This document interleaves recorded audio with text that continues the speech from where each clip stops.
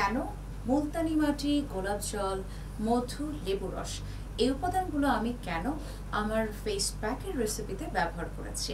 প্রথমে আসি মুলতানি মাটির কথায়।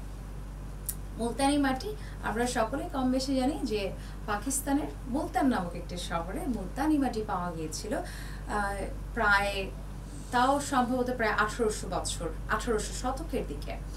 সো এই মুলতানি মাটিকে পরবর্তী সময় প্রথমে তারা পরিষ্কারক হিসেবে ব্যবহার করতেন, পশুর চামড়া থেকে লোম পরিষ্কার করতে মুলতানি মাটি ব্যবহার করা হতো, এবং পরবর্তীতে তারা দেখলেন যে মুলতানি মাটিটা শুধুমাত্র যে পশুর চামড়া পরিষ্কার করতে ব্যবহার করা যায় তা না, মুলতানি মাটির ভেতরে এমন কিছু উপাদান রয়েছে যে উপাদানগুলো আমাদের চুল এবং ত্বকের জন্য ভালো।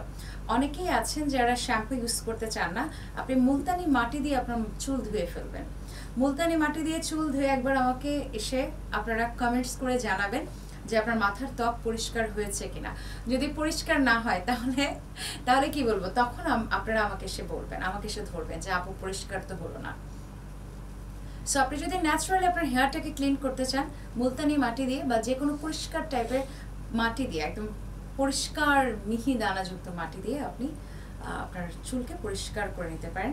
আগেকার দিনে কিন্তু এরকম শ্যাম্পু, সাবান শ্যাম্পু এত কিছু ছিল না। আমাদের এখন যেমন সাবান শ্যাম্পু লাগে, কন্ডিশনার লাগে, এই ব্র্যান্ডের শ্যাম্পু, ওই ব্র্যান্ডের শ্যাম্পু, এই শ্যাম্পু, ওই শ্যাম্পু, এটা সেটা, অমুক তমুক, অনেক কিছু দরকার হয়।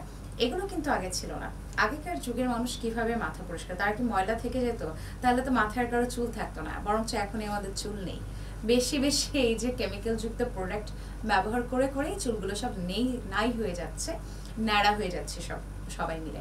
সো আগেকার দিনের মানুষের কিন্তু দীঘল কালো চুল ছিল, কারণ তারা প্রচুর পরিমাণে অয়েল ম্যাসাজ করতেন মাথায়, এবং তারা যেটা করতেন, তারা কিন্তু এই ধরনের যে পরিষ্কারক মাটি দিয়ে, এই ধরনের মাটি দিয়ে তারা চুল ধুয়ে ফেলতেন। তারা সাবান শ্যাম্পু এরকম আমাদের মতো ব্যবহার করতেন না। সো যে কারণে তাদের চুল ছিল একেবারে, অনেকেরই যার কম ছিল তারও কোমর অবধি চুল ছিল, আমাদের এখন ঘাড় অবধিও নেই। সো দেখুন, চুল মানে মাটি দিয়ে যখন আমরা চুল ধুই, তখন মাটির ভেতরের মাটির যে উপাদানগুলো আছে, মাটির যে গুণাগুণগুলো আছে, খনিজ উপাদানগুলো, খনিজ গুণাগুণগুলো যেগুলো আছে, সেই উপকারিতা, সেই গুণাগুণগুলো আমাদের চুল পায়, আমাদের ত্বক পায়। সো মুলতানি মাটির ভিতরেও এরকম অনেক উপাদান রয়েছে, অনেক উপকারিতা রয়েছে।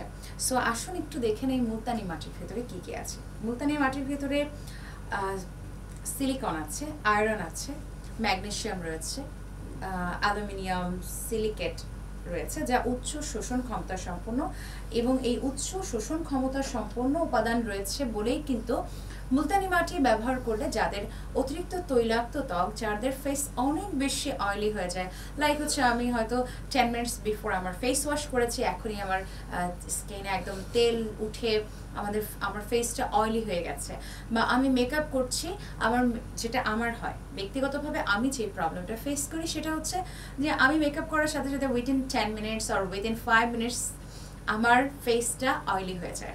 সো আমাকে মেকআপ করার সময় অনেক বেশি সচেতন থাকতে হয়, আর তার পাশাপাশি আমাকে মেকআপটা মেনটেন করে রাখার জন্য অনেক কাঠখড় পোড়াতে হয়।